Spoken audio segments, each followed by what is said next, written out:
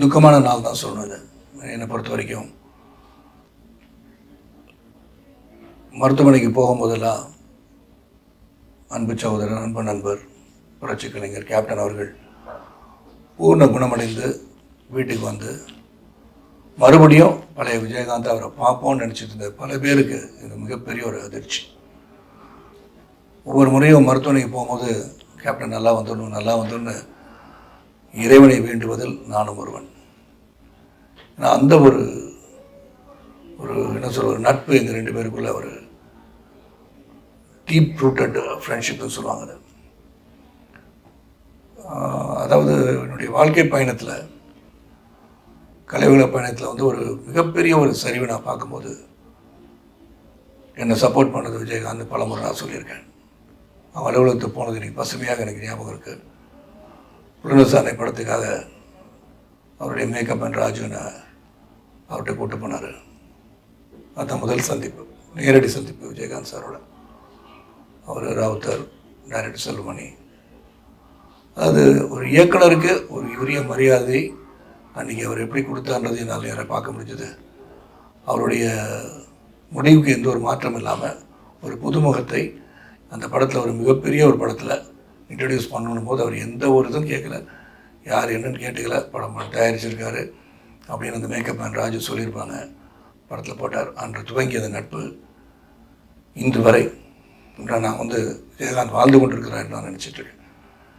நான் இந்த 2 ஆண்டுகளாக அவரை சந்திக்க முயற்சி பண்ணி அவர் பார்க்க முடியலன்றது ஒரு மிகப்பெரிய வருத்தம் தான். கடைசி அவர் 40 ஆண்டுகள் கலை பயணத்தில் பேசுனது ஞாபகம் இருக்குது. அவர் பக்கத்தில் உட்காந்து ரொம்ப மெல்லிய குரலில் பேசிகிட்டு இருந்தார்.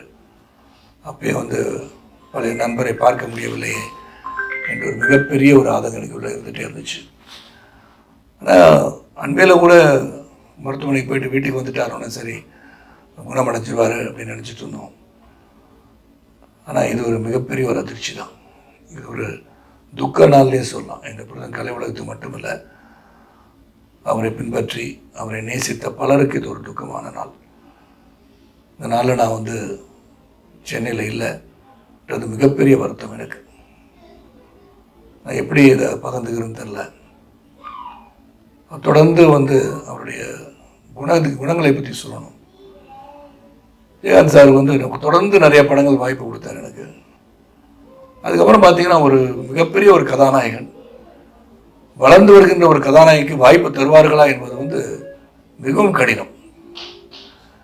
அந்த ஒரு காலகட்டத்தில் என்ன தாய்மொழின்னு படத்தில் அவங்க பேனரில், அவருடைய பேனரில் ஒரு கதாநாயகனை நடிக்க வச்சு அதில் ஒரு கௌரவ இடம் ஏற்று நடித்தவர் விஜயகாந்த் அவர்கள். அந்த அளவுக்கு டீப் ரூட்டட் ரிலேஷன்ஷிப், ஃப்ரெண்ட்ஷிப், அது அவ்வளோ ஒரு நட்பு இந்த 2 பேர் பக்கம். அதெல்லாம் நடிகர் சங்கத்தில் அவருடன் பயணித்த காலங்களை நினைத்து பார்க்கின்றேன். அவருடைய ஆளுமை திறன் அதில் நான் பார்க்க முடிஞ்சுது. அதே மாதிரி எனக்கு கொடுத்த மரியாதை, அது வந்து பொதுச்சாளர்கிட்ட பேசிக்கோங்க, எந்த டிபார்ட்மெண்டலைசேஷன் சொல்லுவோம், அந்த மாதிரி பொதுச்சாளர் நீங்கள் பேசிக்கோங்கன்னு சொல்லிடுவார். அவர் எடுக்க வேண்டிய முடியும் அவர் எடுப்பார், நான் எடுக்க வேண்டிய முடியும் என்னை எடுக்க விட்டுருவார். அது வந்து மறக்க முடியாத ஒரு கலை நிகழ்ச்சி வந்து விஜயகாந்த் தலைமையில் தான் அது நடக்க முடியும். அது நடந்துச்சுன்னா அதுக்கு அவர் தான் காரணம். நாங்களாம் அவர் கூட இருந்து பயணித்த சகாக்களாக இருந்திருக்காங்க, அவருடன் சேர்ந்து பணியாற்றியவர்களாக இருக்கலாம்.